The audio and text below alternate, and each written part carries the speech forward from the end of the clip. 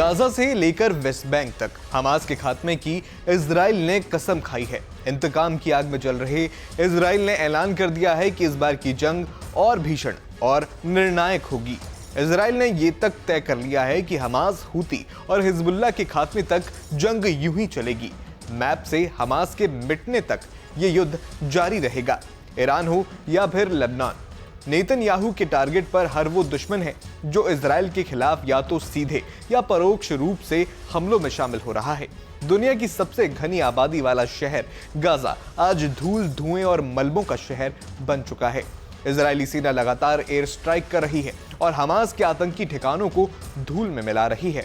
तो वहीं West Bank में भी इजरायली सेना किसी भी हमले का करारा जवाब दे रही है और हमास के आतंकियों को चुन चुन कर ठिकाने लगा रही है। वेस्ट बैंक में हमास के खिलाफ इजराइल ने ताज़ा अटैक किया है।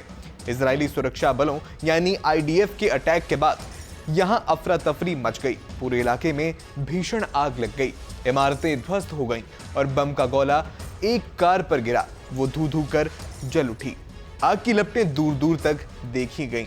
गाजा पट्टी में हमास के खिलाफ इजराइल की जबरदस्त बमबारी जारी है। पिछले 10 महीनों से बम बारूद और धमाकों से गाजा थर्रा रहा है।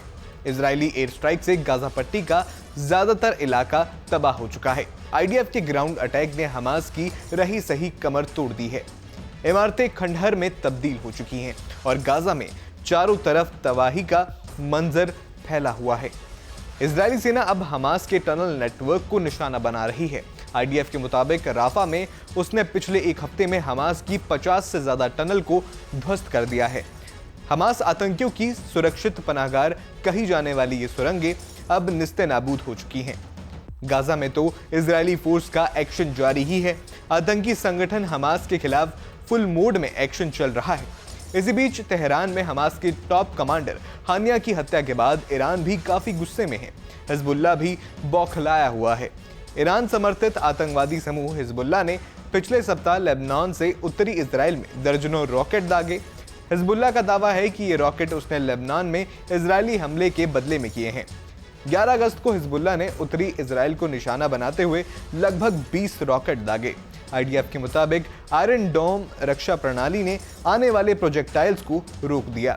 इसके बाद आईडीएफ ने जवाबी कार्रवाई करते हुए दक्षिणी लेबनान में हिजबुल्लाह के ठिकानों पर कई हवाई हमले किए, जिसमें 12 लोग घायल हो गए। इसके बाद हिजबुल्लाह ने भी इजरायली शहर बेत हेलाल पर दर्जनों कत्यूशा रॉकेट दागे। हिजबुल्लाह लगातार बेरूत पर 30 जुलाई को इजरायली हवाई हमले में अपने सैन्य प्रमुख फौज शुक्र की हत्या का बदला लेने की बात कर रहा है। ऐसे में इजराइल और हिजबुल्लाह की संघर्ष लगातार बढ़ता ही दिख रहा है। इस बीच किसी भी उकसावे की कार्रवाई से निपटने के लिए अमेरिका ने इलाके में अतिरिक्त निर्देशित मिसाइल विध्वंसक तैनात किया है। साथ ही पेंटागन ने कहा है कि उसके रक्षा सचिव लॉयड ऑस्टिन ने अपनी इजरायली समकक्ष योवा गैलेंट के साथ फोन पर बात की। इस बातचीत के दौरान गैलेंट ने ऑस्टिन को बताया कि तेहरान किसी बड़े हमले की तैयारी में जुटा है। मिडिल ईस्ट में बढ़ते तनाव के बीच अमेरिका, कतर और मिस्र की मध्यस्थता में गाजा में युद्ध विराम और बंधक समझौते को अंतिम रूप देने का प्रयास जारी है। ये देश इजराइल और हमास को बातचीत के मंच पर लाने और तनाव को कम करने के लिए लगातार कोशिश कर रहे हैं, लेकिन हिजबुल्लाह के पिछले दिनों किए गए रॉकेट हमलों और उसके बाद इजराइल की जवाबी कार्रवाई ने संघर्ष की आशंका को और बढ़ा दिया है। आपको हमारा ये वीडियो कैसा लगा, हमें कमेंट बॉक्स में जरूर बताएं। आपके लिए खबर हमारे वरिष्ठ सहयोगी पंकज मिश्रा ने लिखी थी। इसी तरह की और खबरों के लिए न्यूज स्टेट चैनल को सब्सक्राइब करना न भूलें। धन्यवाद। न्यूज नेशन अब व्हाट्सएप पर खबरों की ताजा अपडेट के लिए न्यूज नेशन के इस क्यूआर कोड को स्कैन करें।